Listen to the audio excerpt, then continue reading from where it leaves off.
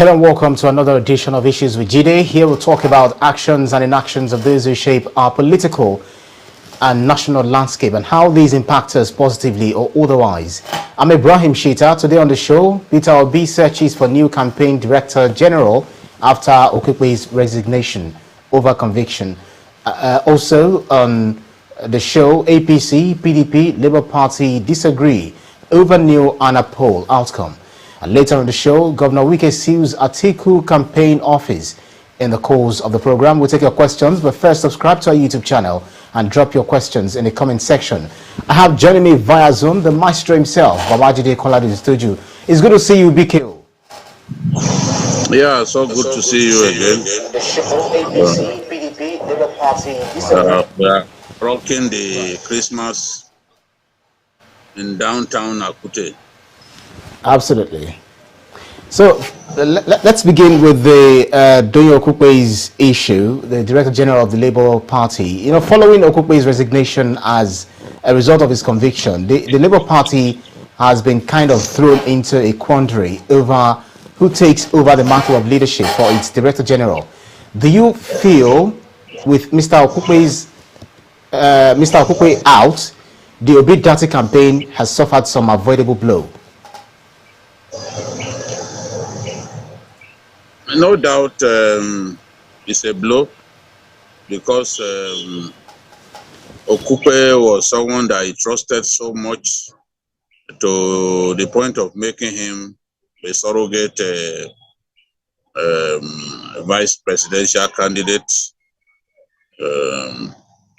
somebody who held the position for him for some time before that he was eventually chosen. So no doubt that was talking about someone that Obi believes so much in, and someone that he felt was fiercely loyal to him, and to the point that he had his trust in making him a surrogate vice presidential candidate.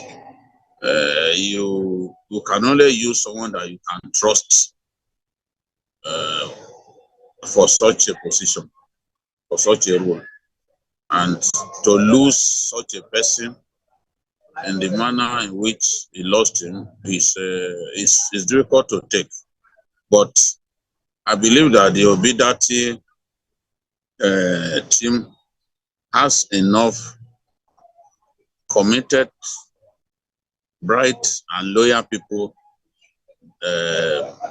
if not even people more loyal and more morally upright than Doyin Okupe. So within their ranks, I'm sure they should be able to find someone to fit into that role. Now, of course, all kinds of things will be considered. Ethnicity is one of them. He wants the votes from the Southwest, so I won't be surprised if he looks for someone from the Southwest to take up that role. But you also need someone with experience, and Doyin Okupe has experience in spades, having worked for Obasanjo for many years, having been one of the key figures in the PDP for years. So he will be looking for someone that is sellable, someone who can sell him, and someone who has experience in these matters, who has been involved in elections in our country, who has seen it all. And no one can doubt Okupe's experience, both in public service and as a politician. But he had to go, and people say, oh, it looked like a witch hunt. There is nothing like witch hunt there. He had the choice to refund the money that he received Some made refunds. I know individuals who refunded the monies that they got from the former National Security Advisor, but they elected to allow the trial to happen. The trial happened and he's been duly convicted. He's lucky that the judgment was lenient. It's lucky. He could have gone to jail, but the judge listened to the plea of his son and his wife, and the judge agreed to temper justice with mercy. Otherwise, he would have been cooling his heels, maybe at Kuje prisons at this time. So, nothing like a witch hunt. The trial didn't start yesterday.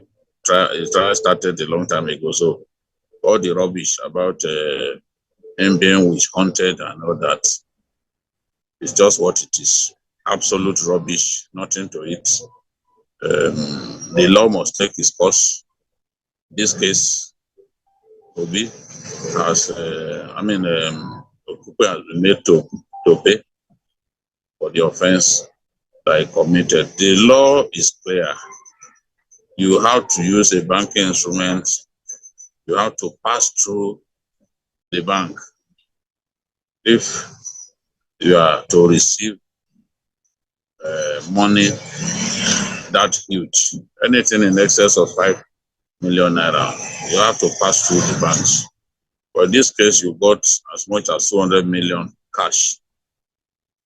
It's crazy. It's only in our country that money that high will pass from hand to hand without going through the banking system. Because when it goes through the banking system, it enables the EFCC to be able to track the money. They'll be able to follow the money. So our politicians know what they are doing when they opt for cash instead of allowing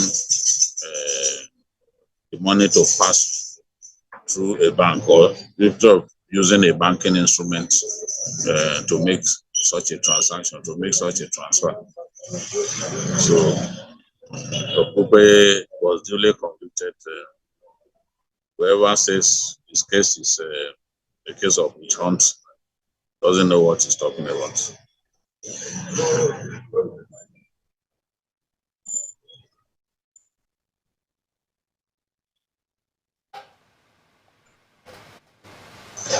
Mikhail, can you hear me? Yes. Also. Right, great. So let me quickly take this comment from Tony Goodman, Olatunji rather, who said the way obedient rollout campaign in defense of Doyin Okupe after he was convicted shows that APC, PDP and Labour Party have a lot of similarities. And then Fabian Akeze says, how can Nigerians celebrate Doyin Okupe's resignation when he committed a criminal offense? How can we always move the post because of the individuals involved? Justice was not served at all. How do you react to that? It's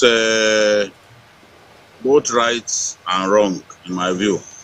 There's nothing to celebrate in a convict resigning his position. That it took him so long to even resign is a shame.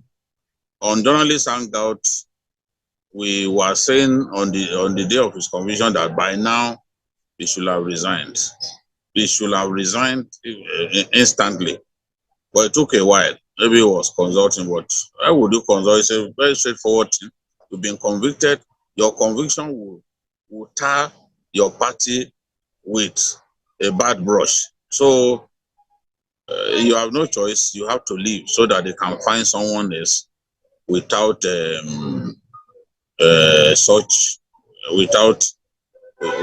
without any blemish, who will now continue from where you stopped. No one wants to see somebody who is convicted carrying on as the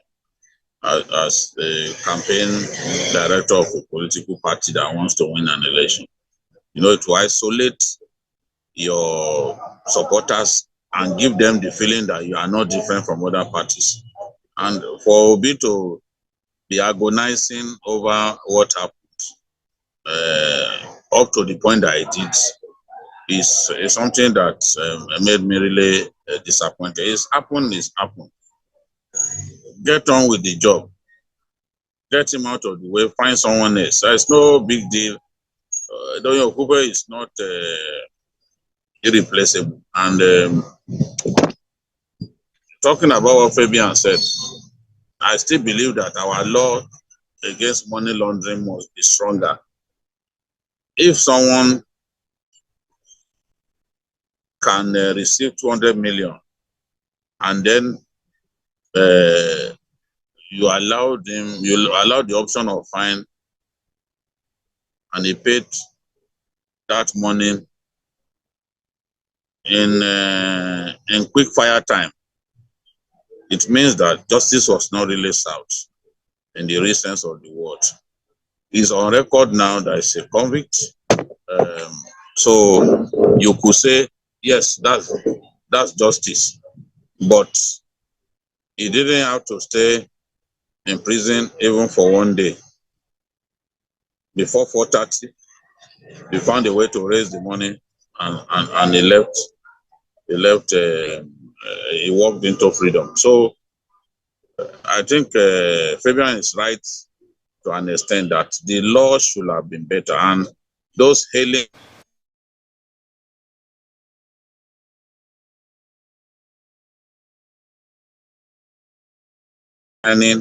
don't know what they are doing, and there is nothing. He's not a hero. By resigning, he's not a hero. In fact, for committing the offense in the first place, denies him any claim to being a hero. So I want to see a lot more of them, put on trial and jailed. I hope that we can tighten up our anti-corruption laws to deny people the option of fine, to deny people the option of simply returning part of their loot and walking into freedom.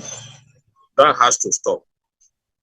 Someone like the Accountant General of the Federation now, they've announced to us that he has made some refunds.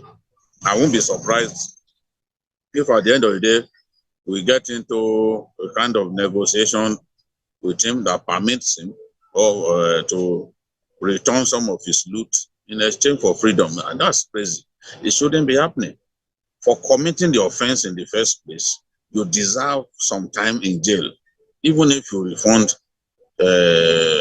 part of what you have stolen, because you are never going to return everything. You must have invested some of the money. So simply allowing people to walk into freedom for making some refunds is not what we want to see. And we cannot develop as a country if this kind of abhorrent behavior continues. Right. Yeah, so Emmanuel Olufade Oluwagbenga says Okupe's case shows that our criminal justice system is flawed. He should have served 20 years at least. Rennie Aben said, even as an obedience, I was disappointed in the way the Labour Party handled his conviction instead of saying the law will take its course. Anyway, those are the comments. Let's move to the other topic for today. The camp of the three leading presidential candidates have disagreed over the ANAP poll, which seeks to predict the outcomes of the presidential election. With the latest poll, BKO, does it really reflect the reality? To say that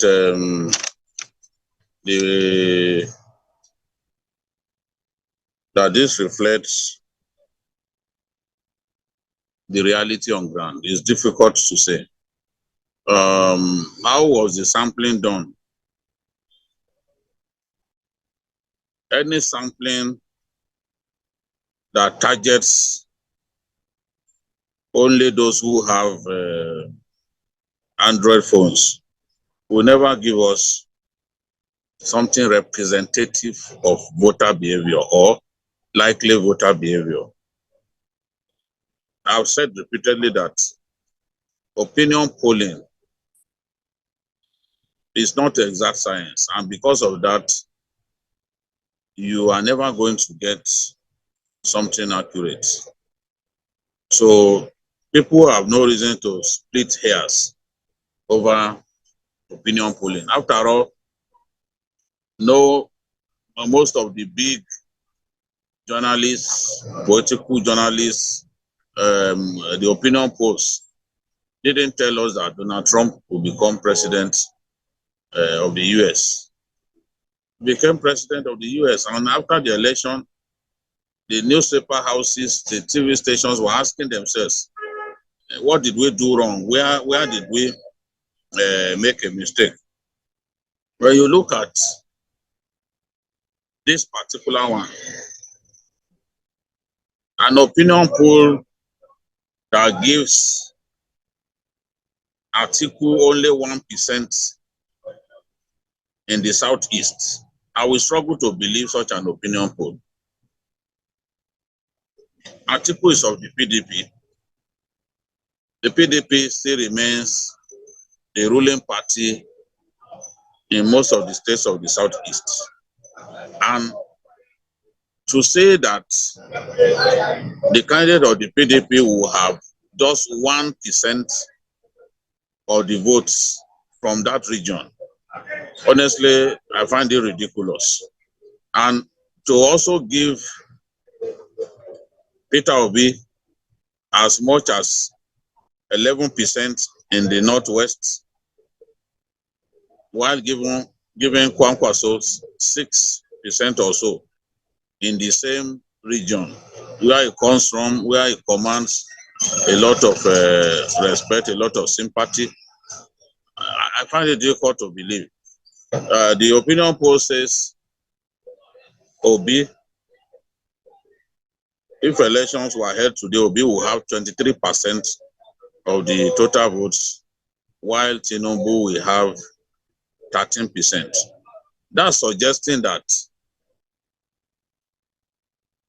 Obi could, in the final analysis, score about 2 times the number of votes that Tinubu will score. I tell you, that's too good to be true. It takes someone overly optimistic in Obi's chances to believe that in this forthcoming election, he could dominate other opponents by such a wide margin. That's like doubling whatever Tinubu comes up with. So I am not surprised that other parties have responded with so much anger to the opinion poll, but there are some positives that we can take away from the opinion poll, and it is that 35% of Nigerians want to vote because of insecurity. 26% want to take part in this election because of the economy. 10% are interested in taking part in this election because of unemployment. 7% want to take part because of poverty alleviation, and 6% consider education as a reason for them to take part in the election. They also, the opinion poll also suggests that the age group 36 to 45 years of age are very, very interested in voting in this election, and they are actually, that's the largest, that will be the largest voting bloc, or in terms of the demographics, that will be the largest age range that will take part in the election. Well, in previous elections, we've seen 40 to 65 do very well. The elderly people always outvote young people in our country, but INEC itself has said in this election, we are likely to see so many people voting for the first time, so many young people taking part in the election. So I think to a very large extent, young people will show up on election day. Just as we saw in Osun, more young people took part in the election in Osun than the governor's election than in previous years. So hopefully we'll see a lot more young people voting in this election. There was another survey conducted in November, and that survey showed that Tinubu was thought behind Obi and Atiku, and that was conducted by Next Year is a multi-competency advisory firm.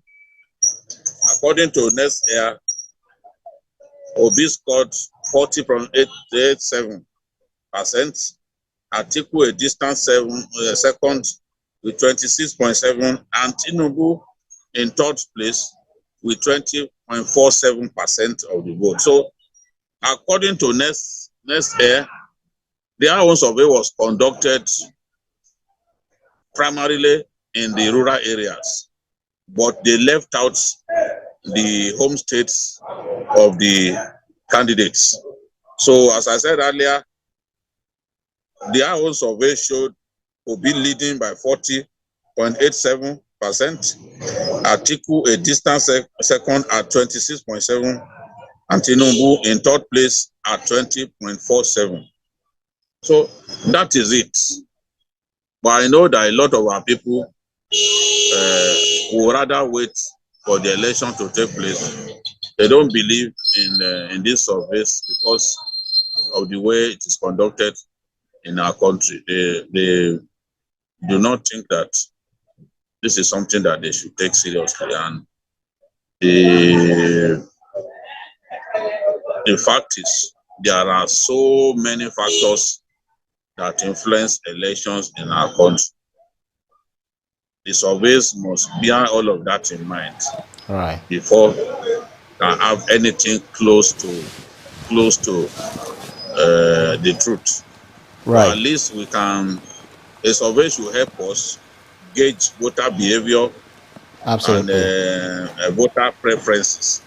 If we cannot achieve that through a survey, then the survey has failed. But All right. basically, there is every reason for some of these parties to oppose the ANAP Noi pool, because in my view, Atiku deserves more than 1% from the whole of the Southeast. Absolutely.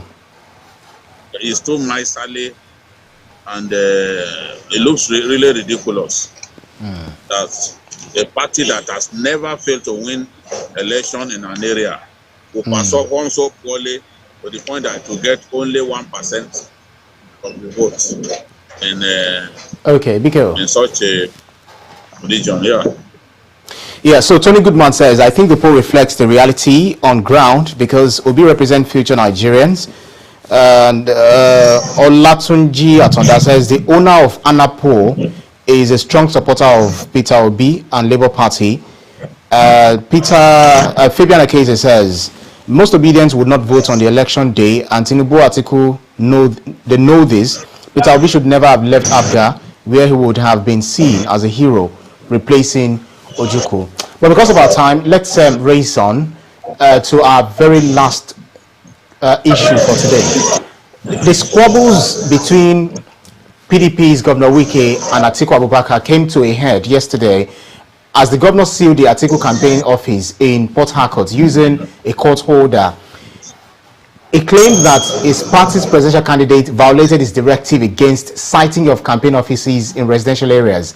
How do you react to this latest development, BKO? Well, it's one day one drama in Rivers State. I just hope that this whole thing does not degenerate into violence between the contending parties. Wike has shown that he can take this kind of action. Remember, during the COVID lockdown, he demolished an hotel. He demolished an hotel because the hotel violated the executive order that he issued. It's the same executive order that I relied on to have Atiku's campaign office logged. He said they were causing noise pollution, that they were spoken to, but they won't listen and all that. And then he got the courts to lock the place. So the only way Atiku can have that campaign office reopened is also through the courts. So that is the choice that they have. Because Wike did not unilaterally just go and lock the place. He appeared to have planned his action very well, and he chose the route. He chose the legal route to execute the plan. And once is the court that gave you the mandate, or once is the court that gave you the go ahead to lock up that place, you can hardly question what he has done, because he did not unilaterally. He took legal steps. You know, Wike is a politician that I find really intriguing. He looks brash the way he talks, but you still see signs of a politician who is tactical, who plans his actions very well before taking them, because this one came as a surprise to everyone, and it's like taking the battle straight to Atiku. He said Atiku, by appointing his enemies and the enemies of Rivers people into his presidential campaign committee, has shown that he's an enemy of Rivers people. So he's prepared to fight Atiku, prepared to fight Ayu, and he's told us to wait until January, when he will announce who his supporters should vote for. And given the resources that he has at his disposal, Atiku knows that there's a big battle ahead of him. All these stories that we are hearing that the matter will be resolved, are just empty gas, because we see no steps being taken to resolve this problem. The problem appears to be getting worse, because both sides, both contending parties, are reluctant to make peace. No, once you dig in the way that they have done, there's no room for rapprochement, there's no room for peace overtures. They appear to have made up their minds that they will not shift ground, and that is what we are seeing. So it looks harsh. What is the law? Absolutely. You found a way to use the law, because even churches are sometimes reprimanded for noise pollution and all that. In Lagos, we've seen that happen. We've seen some drinking dens locked up because residents complained that they were finding it difficult to sleep because of the noise that they were generating. I do not know whether indeed the Atiku campaign office was a source of noise pollution in the real sense of the word, but that's what Wike said, that they were polluting, they were constituting a nuisance to people in the residential area where it was cited, and so they had to go. Okay, so Governor Wike still actually made a lot of comments in his outing today, but then he said by January he would announce his preferred candidate and would also campaign for him from state to state. At this point, BKO, can anyone read what's going on his mind? It's difficult. It's difficult.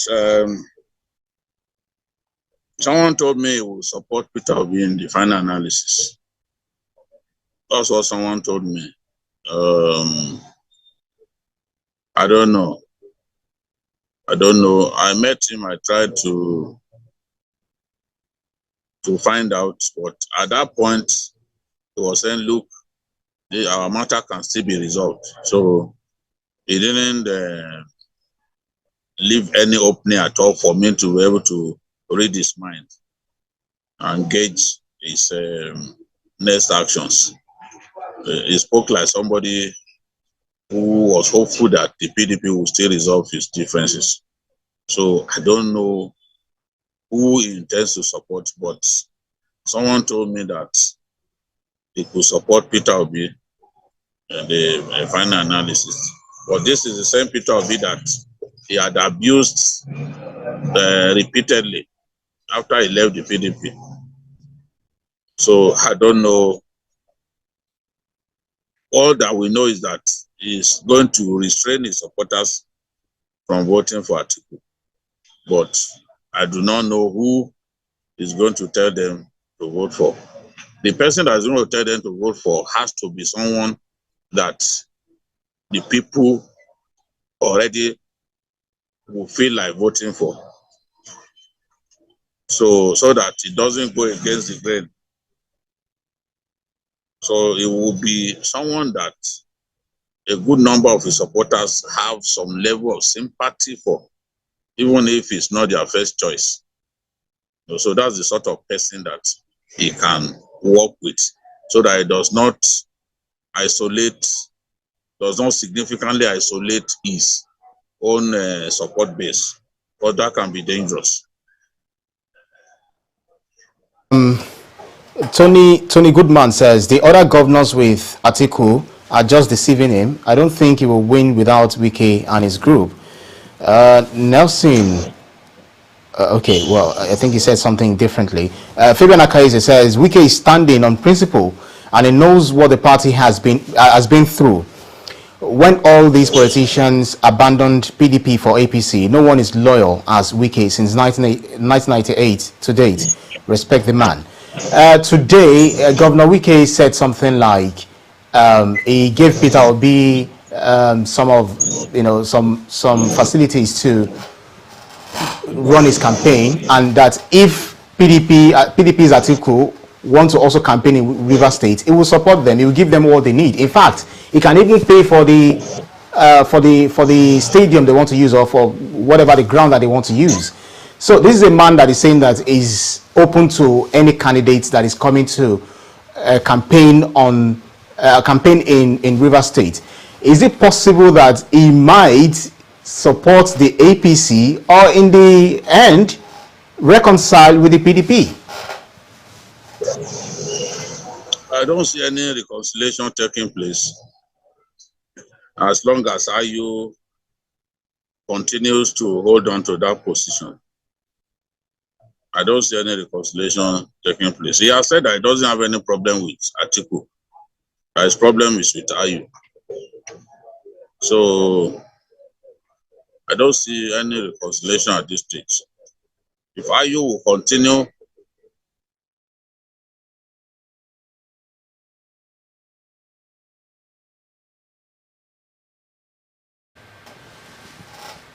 down to the national and remember what the governor of Akwa Ibom said. He said he felt like fish out of water without his brother governors who are in the G5 on the campaign train.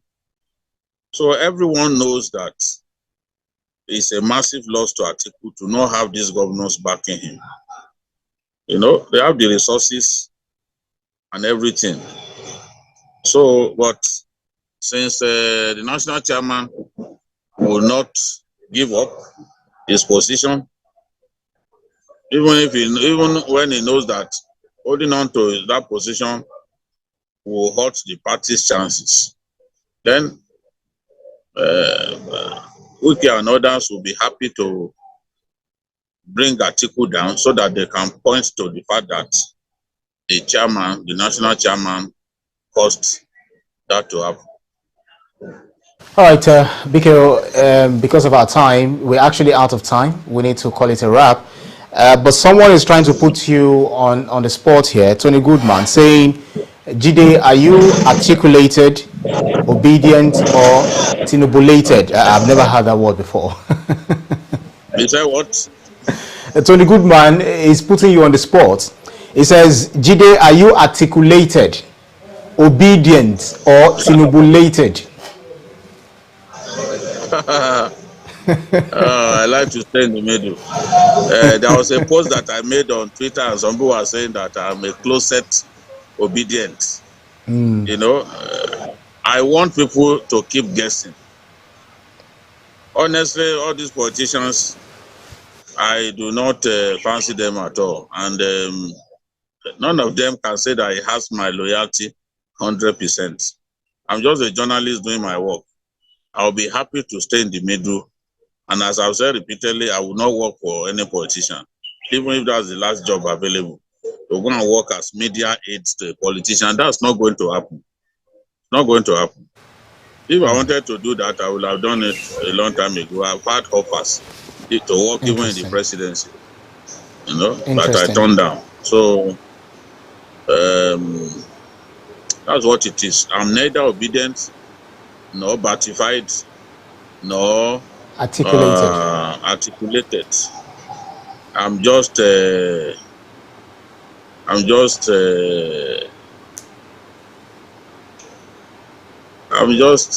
journalist. A journalist who does his job. I enjoy keeping them guessing. All right, BKO, that's our show for today's edition of Issues with Jide. Special thanks to you, Babajide Kolade-Otitoju, for those insightful analyses as always. We caught you on the road. Yeah, that happens. I had to just stay somewhere and do it. All right then. And thanks to you to our audience for joining us on every edition. You can see the program again anytime by subscribing to our YouTube channel, TVC News Nigeria. Click on the subscribe button to get the latest information. You can also follow us on our social media platforms at TVC News NG and also at Ibrahim TVC News. On behalf of the rest of the team, I'm Ibrahim Shita. See you again next edition. Bye for now.